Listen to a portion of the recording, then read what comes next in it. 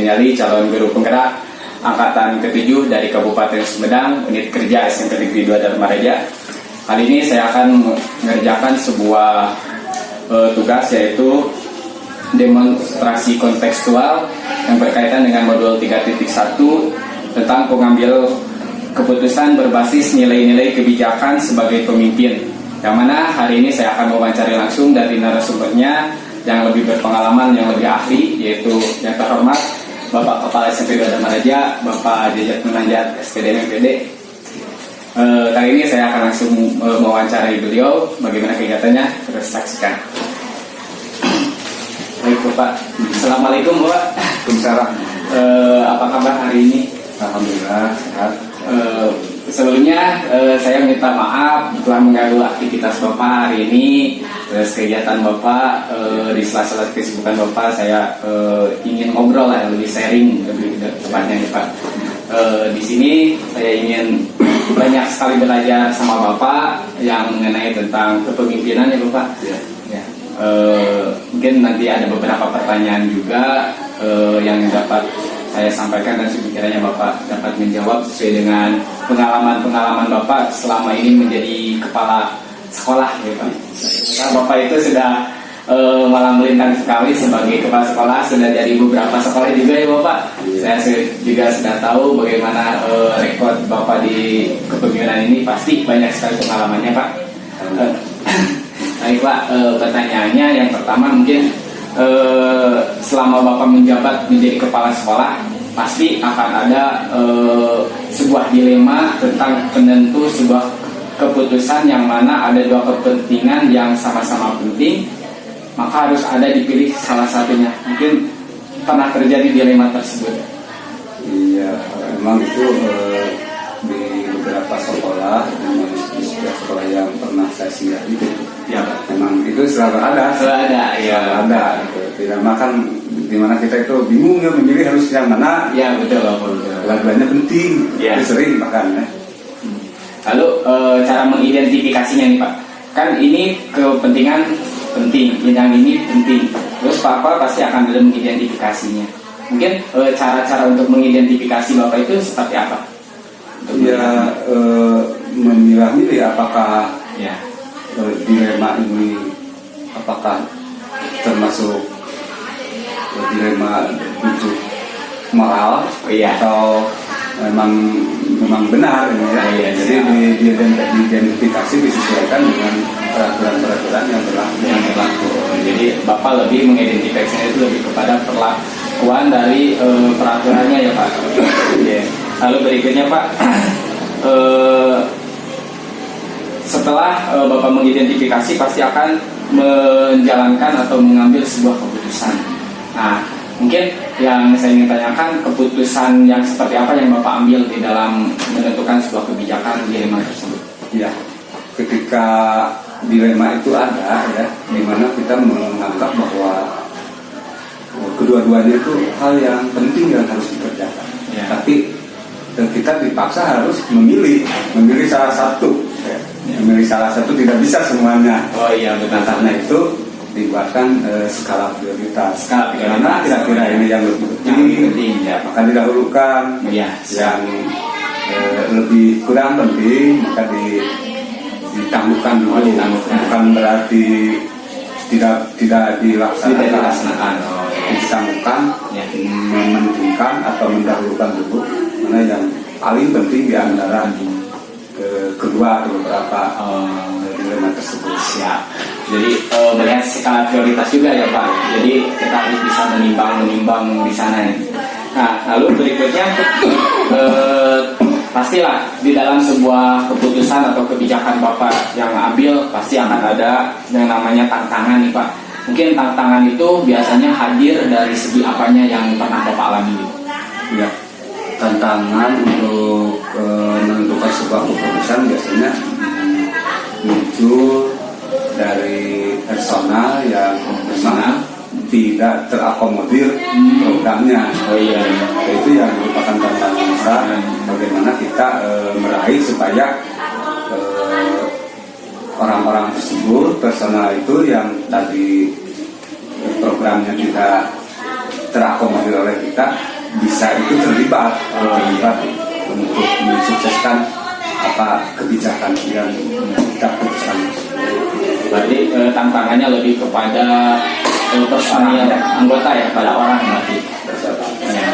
Kalau hambatan yang lainnya mungkin Bapak sudah atau bisa mengatasi atau lebih sigap.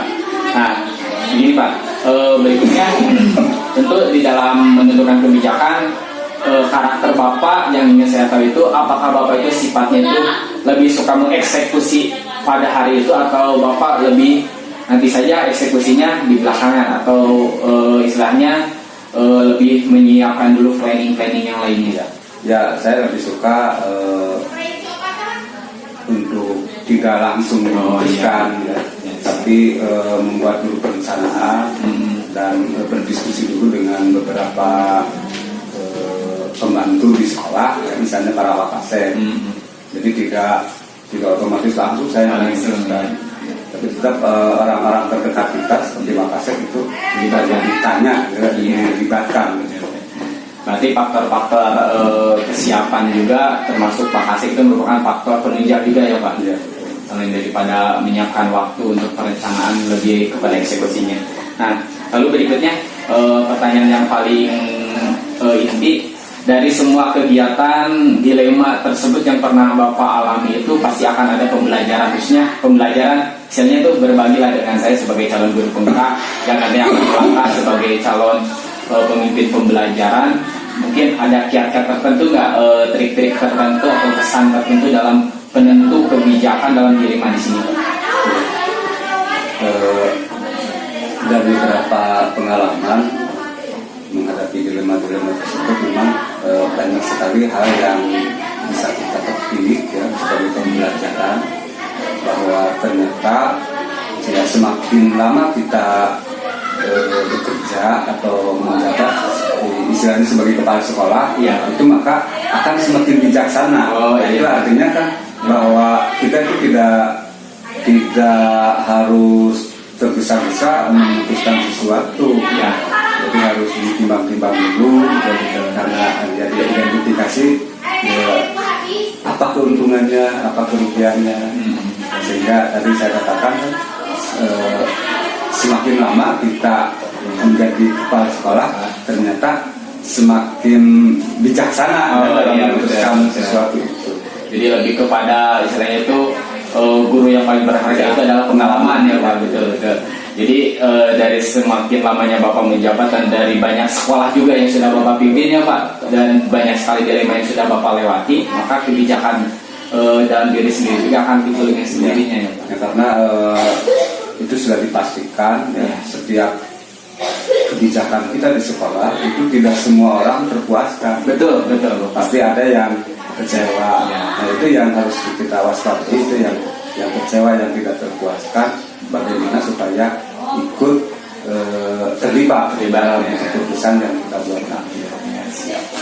Mungkin itu aja Pak dari beberapa rangkaian pertanyaan yang saya dapat ajukan kepada Bapak. Saya banyak belajar juga dari Bapak, dari atas pengalaman kerja Bapak khususnya sebagai pimpinan di sekolah dan sekarang di SMP Negeri 2 Damaraja. Mudah-mudahan ini menjadi tambahan ilmu untuk diri saya sendiri dan juga Bapak sebagai kepala sekolah semakin berkah dan juga semakin sukses dan juga maju ya Pak, khususnya untuk Bapak dan sekolah kita. Terima kasih banyak Bapak dan mohon maaf saya mengganggu waktunya. Lanjutkan lagi aktivitas Bapak. Terima kasih Bapak. Ya, siap. Oke, itulah wawancara saya dengan pimpinan sekolah tempat saya bekerja di SMP Negeri 2 Damaraja yang terhormat Bapak Jejat Munajat SPDMPD. Demikianlah selesai juga kegiatan tugas demonstrasi kontekstual di modul 3.1 ini. Saya Dedi Denyali, calon guru penggerak Angkatan 7 Kabupaten Sumedang, SMP Negeri 2 Damaraja. Mohon pamit. Wassalamualaikum warahmatullahi wabarakatuh. Waalaikumsalam. Ajarnya Bapak, terus ya.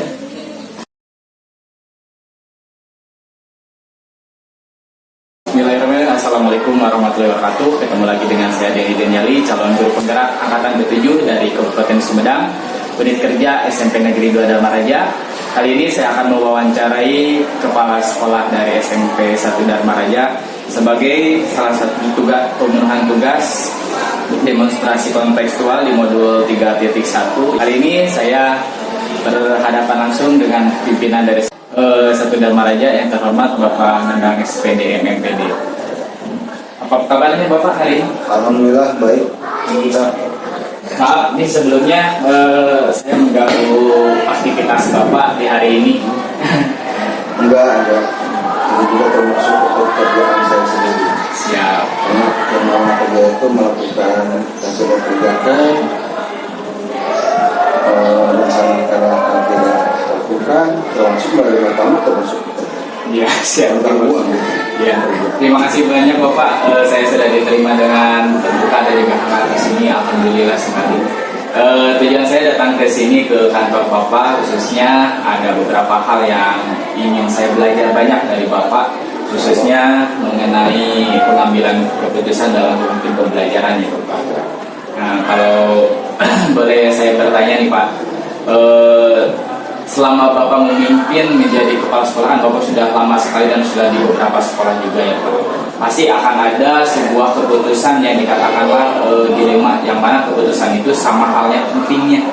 Barangkali untuk menyikapi hal tersebut, Bapak bagaimana menghadapi?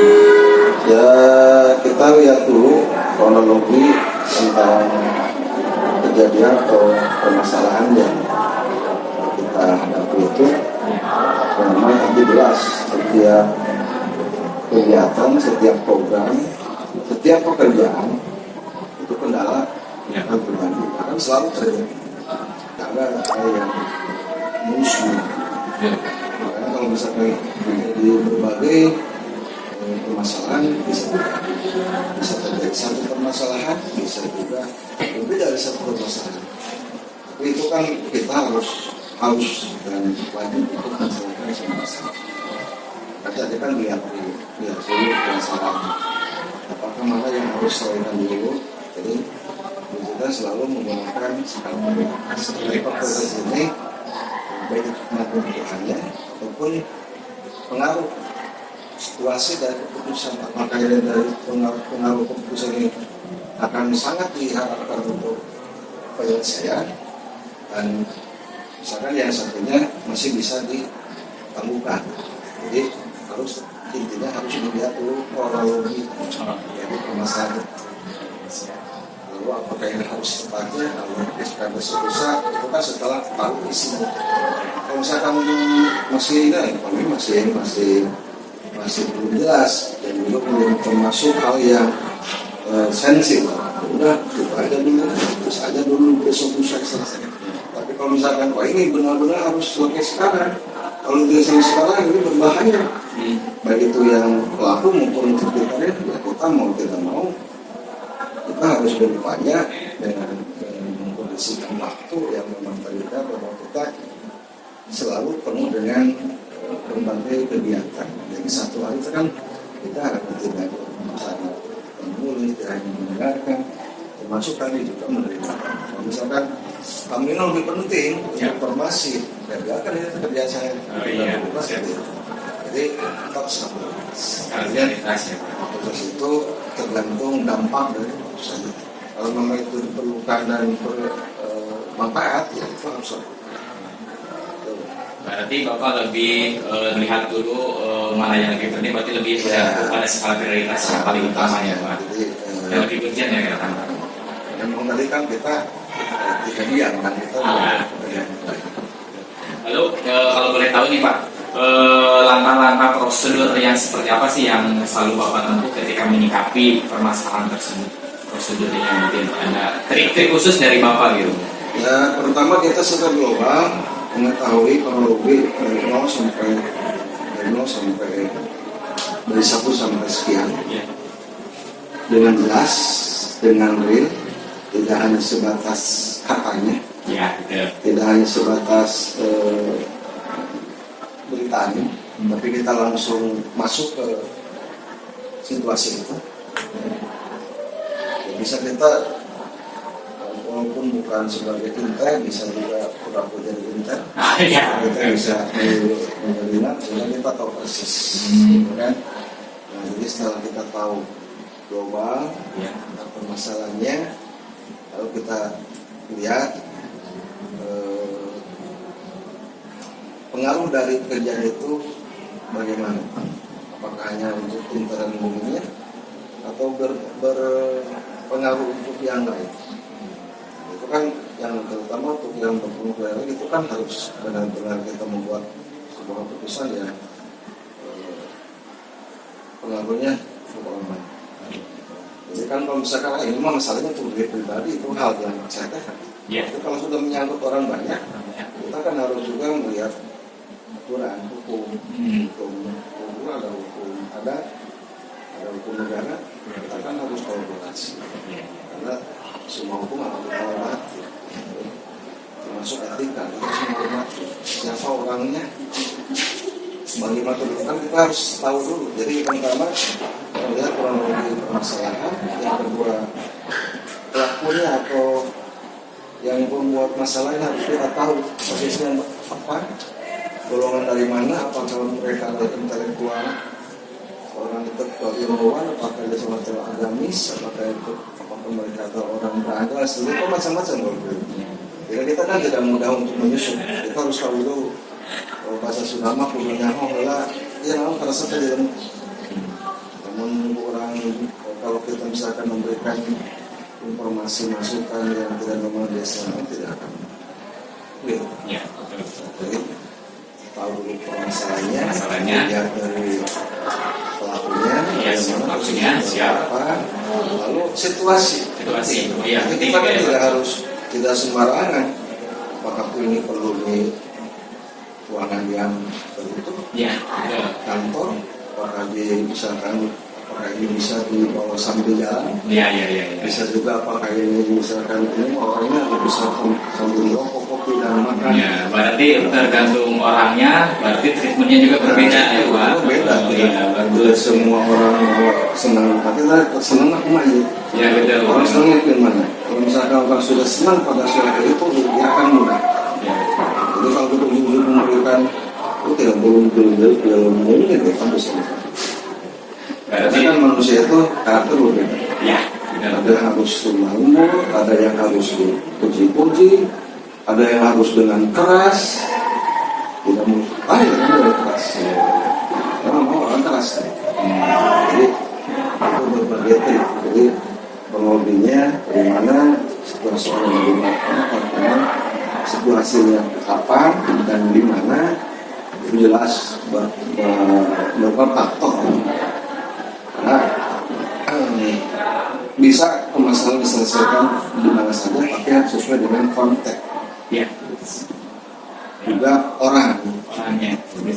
Berarti itu cara-cara efektif yang sudah Bapak tempuh itu tergantung situasi, tergantung orang dan pokoknya melihat dari semua aspek ya Pak. Bagus sekali, berarti Bapak analisisnya sangat tinggi sekali untuk menyikapi suatu masalah. Kita mencari solusi, Jadi kalau mencari kan harus terbaik dari yang baik. Ya, bagus. Dari terbaik dari yang baik.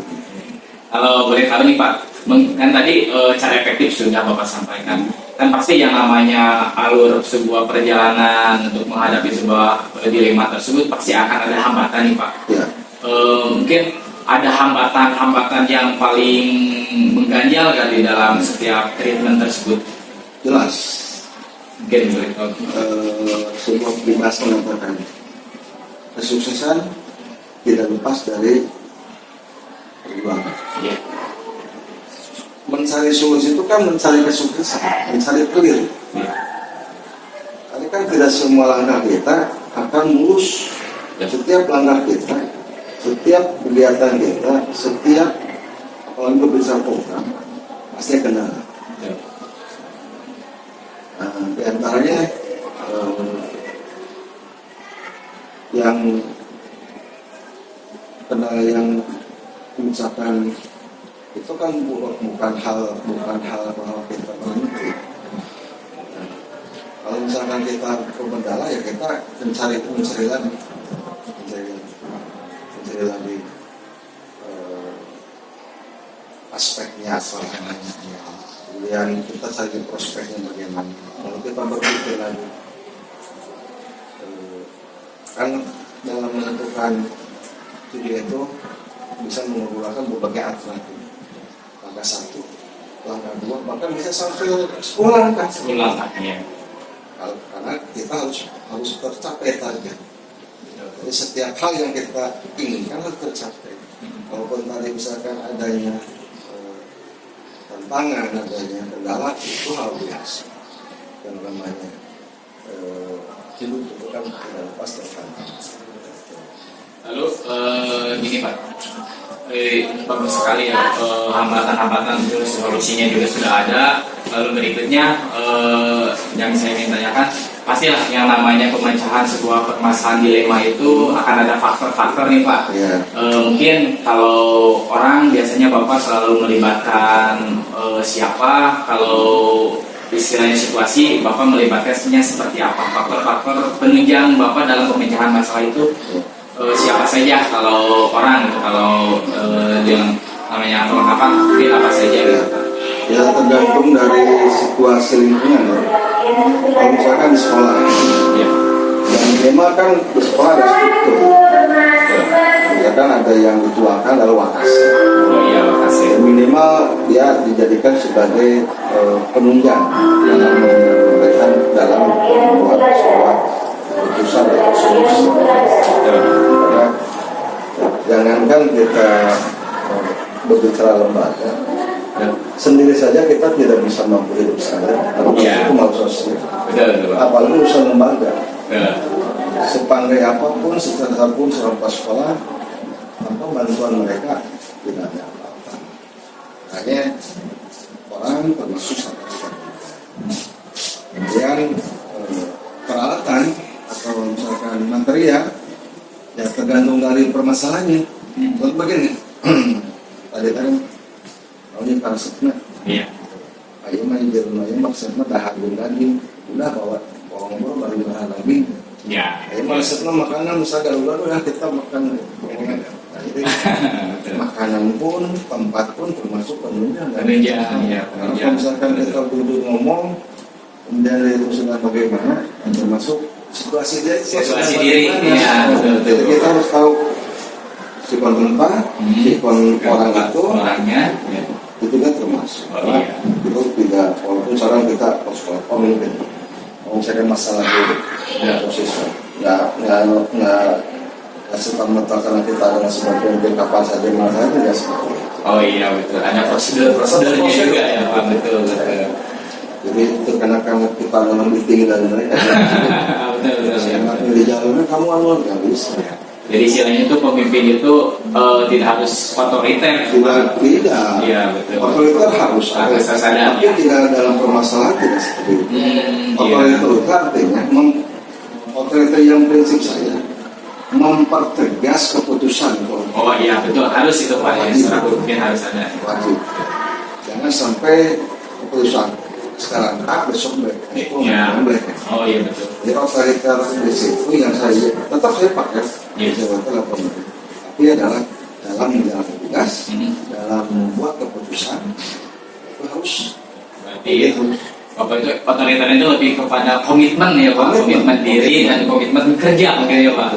Jadi kalau Bapak sudah menyampaikan A, harus sampai dengan beres A tersebut Dengan atas kesepakatan bersama. Oh iya bagus. Kalau otoritas umat sendiri bukan. Iya. Otoritas berdasarkan emosional sendiri bukan. Bukan. Tapi otoritas mempertegas, memperkuat apa yang jadi keputusan. Ya. Bersama. Bisa bersama hasil rapat ya Pak. Oke. Nah dari semua perjalanan tadi, permasalahan tadi, banyak sekali lah yang saya dapat ambil pelajarannya. Mungkin Bapak yang paling bisa disampaikan khususnya bagi saya calon guru penggerak sebagai istilahnya itu hal untuk diri saya, kiat-kiat atau trik-trik khusus untuk menjadi seorang pemimpin pembelajaran yang baik itu kita bisa ambil dari apanya terlebih dahulu dan hal-hal yang paling pentingnya apa aja itu Pak. Jadi mencapai sebuah target kehidupan yang baik hidup kita. Pertama belajar. Itu nomor satu. Jadi nomor satu. Dan belajar itu kan bagus sekali yang mencari. Bisa dari berbagai media, berbagai sumber. Jadi tiada hari tanpa belajar. Itu satu. Karena kalau kita berbuat sesuatu tanpa ilmu akan baik.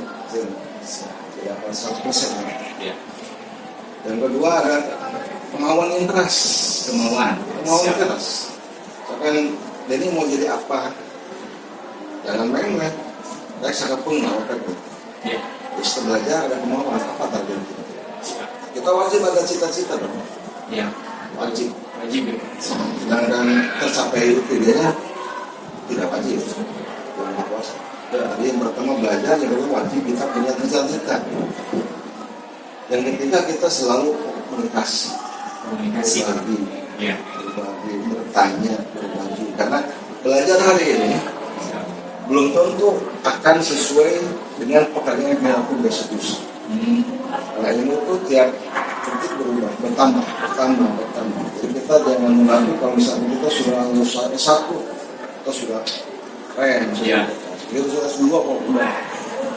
Karena lapangan yang kita hadapi itu lebih jauh apa yang kita telah terima ketika waktu belajar dari SD sampai Ya.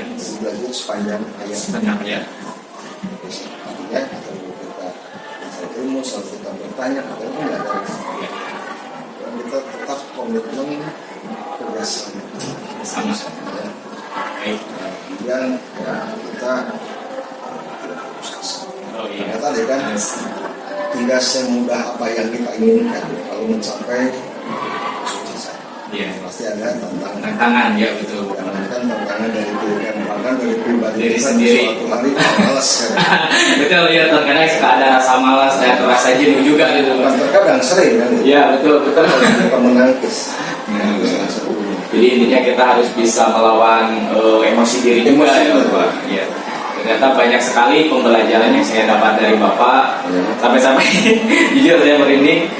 Kiat-kiat dari Bapak itu Insya Allah saya akan pegang teguh dan saya akan jalankan karena ini adalah merupakan pembelajaran yang sangat berharga untuk diri saya sendiri khususnya Bapak.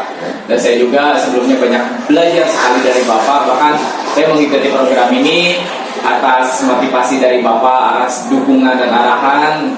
Insya Allah saya akan melanjutkan perjuangan ini dan terima Harus. kasih. Ya siap Pak. Terima kasih banyak Bapak selalu ada di belakang saya untuk terus mendorong walaupun istilahnya sekarang kita beda instansi tapi tetap Bapak adalah orang tua saya. Nah saya akan tetap minta bimbingan dan Tempat kerja bukan batas ya. Siap, Kita Bapak. bersatu berkomunikasi Ya. bersama. pokoknya kalau nanti saya banyak nanya dan meminta bantuan Bapak, mohon Siang, maaf sekali malam, Bapak. mau kapan nanti kita ada komunikasi dulu. Siap Bapak. Siapapun yang membutuhkan saya, Ya, membutuhkan Denny, siapapun, Ibu Denny, ya siap. ya. Pokoknya saya bangga sekali terhadap Bapak dari dulu sampai sekarang. Insya Allah mudah-mudahan saya kedepannya bisa menjadi sosok penerus Bapak di berikutnya ya Pak. Karena motivasi Bapak, perjuangan Bapak, visi misi Bapak sudah jelas sekali. Insya Allah saya akan mengikuti jejak-jejak baik Bapak dan menular sama saya juga Bapak. Amin, mudah-mudahan Amin. bermanfaat ya. Terima kasih Bapak untuk hari ini. Mohon maaf sekali lagi saya mengganggu aktivitas Bapak. Silakan dilanjutkan aktivitasnya. Dan mohon maaf bila mana tadi pertanyaannya kurang berbobot atau pertanyaannya kurang maksimal, itu yang dapat saya tanyakan dalam kegiatan program ini Bapak. Untuk hari ini itu aja Bapak. Mungkin terima kasih banyak Bapak. Ya, sukses ya. Amin Bapak. Ya, sukses. Oke, terima kasih. Itulah kilasan wawancara saya dengan pimpinan SMP Negeri 1 Dharma Raja, Bapak Nandang SPD MPD. Terima kasih atas perhatiannya. Wassalamualaikum warahmatullahi wabarakatuh. Waalaikumsalam warahmatullahi wabarakatuh.